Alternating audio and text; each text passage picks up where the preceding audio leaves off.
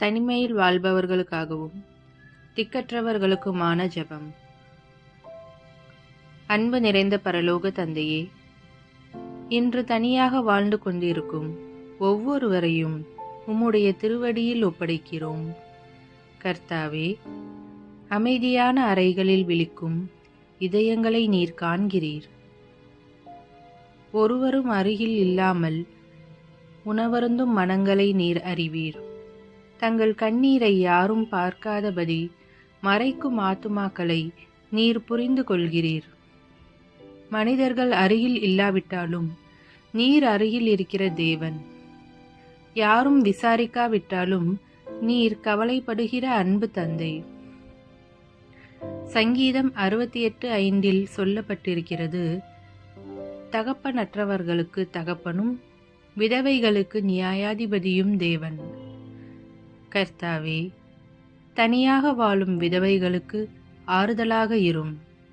மறக்கப்பட்டதாக நினைக்கும் முதியவர்களுக்கு துணையாக இரும்.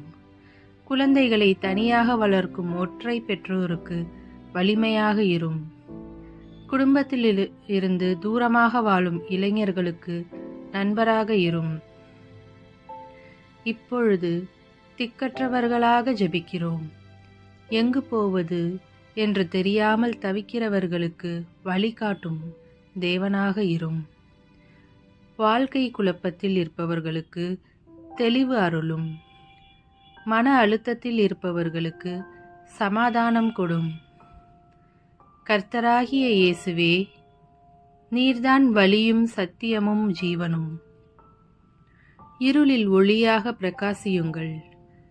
தவறிப்போன ஆட்டுக்குட்டியை தேடும் நல்ல மேய்ப்பனாக அவர்களை நடத்துங்கள். அவர்கள் வீட்டில் உம்முடைய சமாதானம் நிரம்பட்டும். தனிமையின் ஆவி விலகட்டும். பயம் அகலட்டும். நம்பிக்கை எழும்பட்டும். மனசோர்வு உடைந்து போகட்டும். எபிரெயர் 13:5 நீர் சொல்லியுள்ளீர், நான் உன்னை விட்டு நீங்குவதும் இல்லை, உன்னை கைவிடுவதும் இல்லை. இந்த வாக்கு தத்தம் இப்போது அவர்களின் வாழ்க்கையில் நிறைவேறட்டும். நான் தனியாக இல்லை என்ற உணர்வு அவர்களின் இருதயத்தில் ஆழமாக பதியட்டும். பொருளாதார சிரமத்தில் இருக்கும் தனி மனிதர்களுக்கு தேவையானதை வழங்கும் தேவனாக இரும். வேலை வாய்ப்புகளை திறந்து கொடும். கடன் சுமைகள் குறையட்டும்.